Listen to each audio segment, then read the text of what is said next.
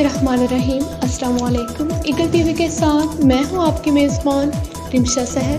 थाना शेरगढ़ की हदूद में ज़हनी मासूर को मोटरसाइकिल के पीछे बांधकर घसीटने और तशद्दुद करने वाले दोनों मुल्ज़िमान पुलिस ने गिरफ्तार कर लिए। इन अफराद की वीडियो सोशल मीडिया पर वायरल हुई थी, जिस पर DPO ओकाड़ा उमर सईद मलिक ने नोटिस लेते हुए इनके खिलाफ कार्रवाई के अहकामात जारी किए। थाना शेरगढ़ की हदूद में ज़हनी मासूर को मोटरसाइकिल के पीछे बांधकर घसीटने और तशद्दुद करने वाले दोनों मुल्ज़िमान पुलिस ने गिरफ्तार कर लिए।